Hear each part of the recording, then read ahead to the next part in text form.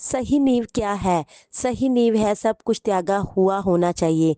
अगर सब कुछ त्यागा है तो बड़ा घर, बंगला बनाने का मन नहीं आएगा, क्योंकि सब कुछ त्यागा हुआ होना चाहिए। जो कुछ है उसमें संतुष्ट रहना चाहिए, फिर ही हम एक चेला बन सकते हैं। इधर एक धनवान यीशु के पास आकर कहने लगा, क्या भला काम करूं कि अनंत जीवन पाऊं?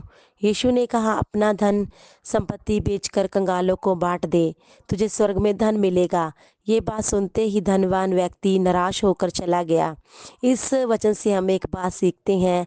इस धनवान व्यक्ति को यीशु मसीह का चेला बनने का मन है और संसार के साथ चलने का भी मन है, इसलिए उदास होकर चला गया।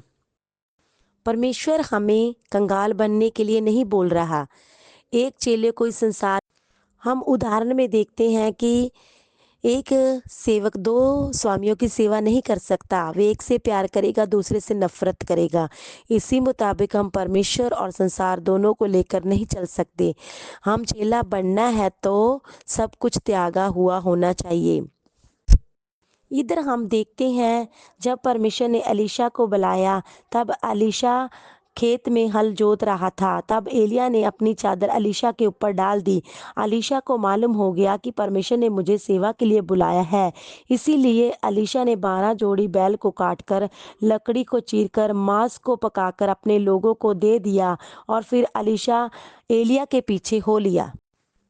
जब नामान का कोढ़ दूर हो गया, तब नामान एलीशा को भेंट देने के लिए धन दौलत लेकर आया, लेकिन एलीशा ने कुछ नहीं लिया, क्योंकि एलीशा अपना सब कुछ त्यागा हुआ था। कोई परेशानी या कष्ट आते समय अगर एलीशा सब कुछ त्यागा हुआ ना होता तो बोलता, मेरे 12 जोड़ी बैल हैं, बेचकर इस समस्या को हल कर सकते हैं या ज़रूरत को पूरा कर सकते हैं। सब कुछ त्यागे हुए को चेला कहते हैं। मुझे भी चेला बनने के लिए सब कुछ त्यागना है। इधर हम देखते हैं, यीशु मसीह के चेलों ने सब कुछ त्यागा हुआ था। पहले पतरस एक लड़की के सामने यीशु का इनकार कर दिया, सब कुछ त्याग दिया था। उसके बाद पतरस प्रभु का कितना सेवा किया। सेवा पूरा करने के बाद, अपनी दौड़ पूरी करने के बाद, पतरस अब स्वर्ग में आराम कर रहा है। जो नमूना मूसा को नई पहाड़ पर सेवकाई का मिला, उसके अनुसार उसने किया।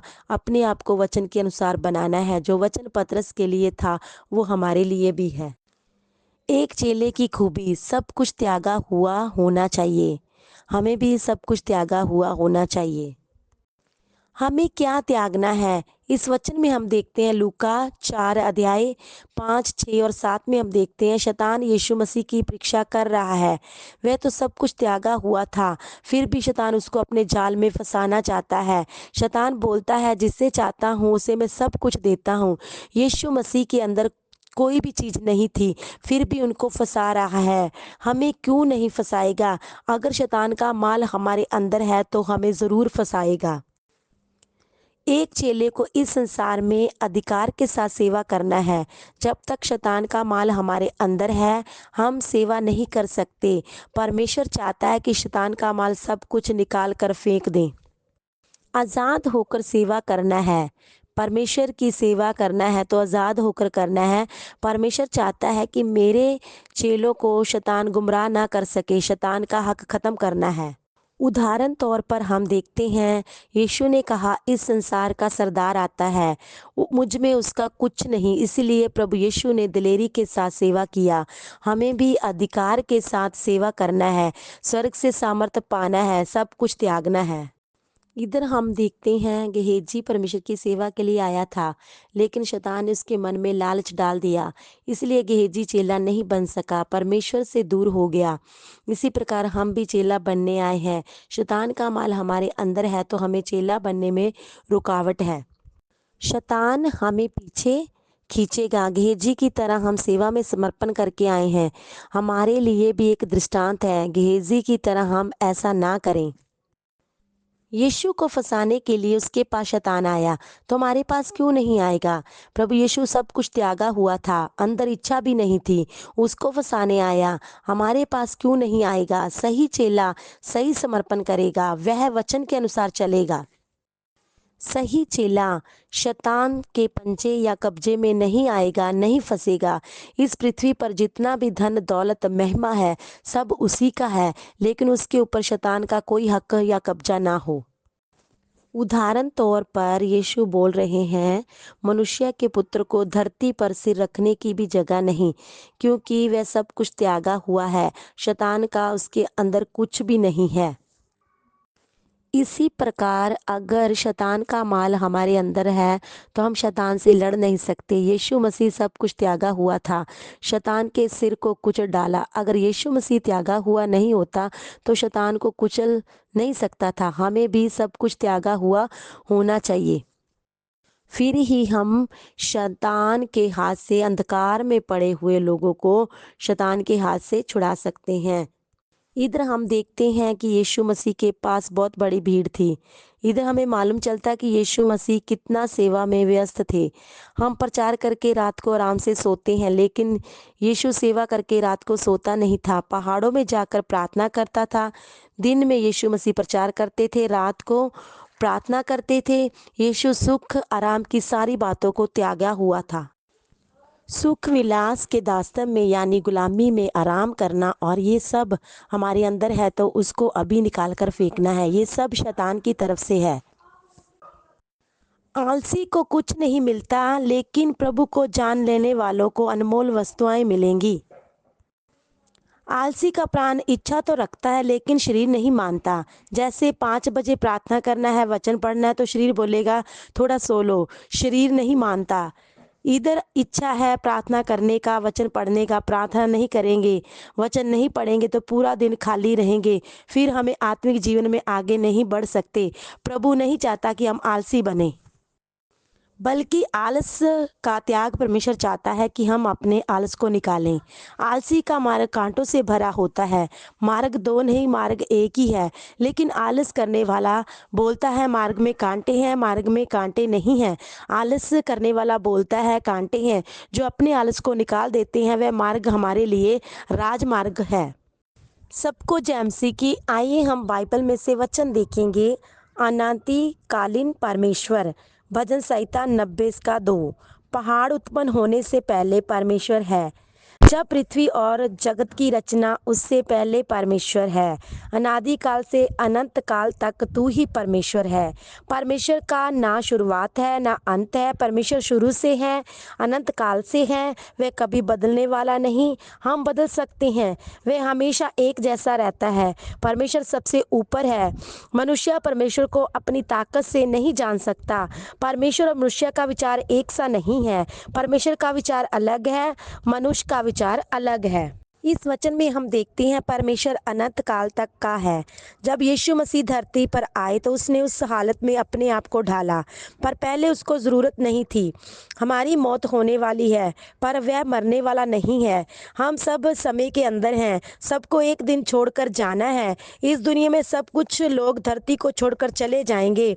परमेश्वर का कोई अंत नहीं है, वह एक सा है, वह अनादि काल का परमेश्वर है। वचन में हम देखते हैं भजन संहिता 93 का 2। हे यहोवा, तेरी राजगद्दी अनादि काल से स्थिर है।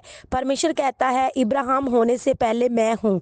जब ब्रह्मांड नहीं था तब भी परमेश्वर था। जब ब्रह्मांड को, आकाश को पुरानी चादर की तरह हटा देगा तो उस समय भी परमेश्वर है। परमेश्वर अनादि काल का है। परमेश्वर एक बार इस धरती पर आया, जब वह शरीर में आया, मनुष्य का रूप लेकर आया, तब समय का अनुभव किया। परमेश्वर को उस समय के अंदर आना पड़ा कि जिस प्रकार एक व्यक्ति को जंजीरों से बांध कर रखा जाता है, उसी तरह उसको भी आना पड़ा। अगर परमेश्वर का स्वभाव अनंत काल का ना होता तो नम्रता भी ना होती, हमको कोई आशा नहीं होती, जीने का कोई भी मतलब ना होता, मनुष्य जानवर की तरह होता। परमेश्वर का अनंत काल का स्वभाव होने के कारण हमें स्वर्गीय घर की आशा है। अनंतकालीन परमेश्वर के साथ हम हमेशा रहेंगे। यशाया 43 का 13 में हम देखते हैं, मैं ही ईश्वर हूँ। एक ही परमेश्वर है जिसने आकाश और पृथ्वी को बनाया, सूरज चंद्रमा तारों को बनाया, जिसने सब कुछ बनाया, सारी सृष्टि को बनाया, मनुष्य जाति को भी बनाया। आज मनुष्य जाति परमेश्वर से दूर है। जो परमेश्वर काम करना चाहता है, कोई परमेश्वर को रोक नहीं सकता। वो ही आदि से अनंत काल तक परमेश्वर है, वो ही अल्फा और ओमेगा है। वचन में हम देखते हैं भजन संहिता 102 का 25, शुरू से तूने पृथ्वी की नींव डाली और आकाश तेरे हाथों का बनाया हुआ है, सबको चला रहा है। इसमें हम देखते हैं तेरे वर्षों का अंत ना होगा। परमेश्वर हमेशा तक रहने वाला है, वह अनंत तक का परमेश्वर है। परमेश्वर ने ही सब कुछ बनाया। पूरा स्वर्ग परमेश्वर का कंट्रोल में है। जो कुछ स्वर्ग में है और जो कुछ पृथ्वी पर है, वह सब कुछ परमेश्वर का ही है। आगे हम देखते हैं, उसने अपने आश्चर्य कर्मों का स्मरण करवाया। यहोवा अनुग्रहकारी और दयालु है। प्रभु धर्मियों पर भी दया करता है, पापियों पर भी दया करता है। प्रभु धर्मियों के लिए नहीं आया, बल्कि पापियों को बचाने के लिए आया है। जो उसका भय माने वह स्तुति का राज्य अवश्य उपाय करने में उसकी स्तुति और दया की धार्मिकता के मार्ग के लिए भी स्तुति की गई है। मनुष्य टिड्डी के समान है, मनुष्य फूल के समान है। सुबह फूल खिलता है, शाम को मुरझा जाता है। मनुष्य घास के समान है, मनुष्य भाव के समान है। अकेले ही आकाश को ताना है और पृथ्वी को अपने ही शक्ति से फैलाया है। प्रभु ऊपर से देख रहा है कि लोग व्यर्थ ही क्यों सोच रहे हैं। पृथ्वी के सब रहने वाले उसके सामने तुच्छ गिने जाते हैं। परमेश्वर को किसी की अनुमति नहीं चाहिए। परमेश्वर प्यार करने के कारण हमारे साथ वही करता है जो उसे अच्छा लगता है। इस वचन में हम और कुछ आगे देखते हैं, निश्चय मेरे ही हाथ ने पृथ्वी की नींव डाली। परमेश्वर कहता है, मैंने ही आकाश और पृथ्वी को बनाया। पृथ्वी शून्य पे लटकी है, उसके नीचे कोई सपोर्ट नहीं है। परमेश्वर ने अपना कंट्रोल किया हुआ है। इसमें हम आगे देखते हैं, परमेश्वर ने मनुष्य को बनाया। परमेश्वर ने मनुष्य को बुद्धि दिया। परमेश्वर ने अपने हाथ से बनाया। मनुष्य सांस और आत्मा दिया। परमेश्वर ने मनुष्य को मिट्टी से बनाया, उसके नथनों में जीवन का श्वास फूंक दिया, वह जीवित प्राणी बन गया। मनुष्य को परमेश्वर ने गर्भ से रचा। मनुष्य को परमेश्वर ने अपने स्वरूप और अपनी समानता में बनाया। परमेश्वर ने प्यार करने के कारण मनुष्य को बनाया ताकि उसके साथ संगति करे। मनुष्य परमेश्वर से दूर हो गया। आकाश मंडल यहोवा के वचन के द्वारा बनाया। ये समुद्र का जल ढेर के समान इकट्ठा करता है। सारी पृथ्वी के लोग यहोवा से डरे। जगत के सब निवासी उसका भय माने, क्योंकि जब उसने कहा तब हो गया। परमेश्वर सारी सृष्टि को वचन से बनाकर चला रहा है। यहोवा की वाणी शक्तिशाली है। परमेश्वर का शब्द शक्तिशाली है। आमीन।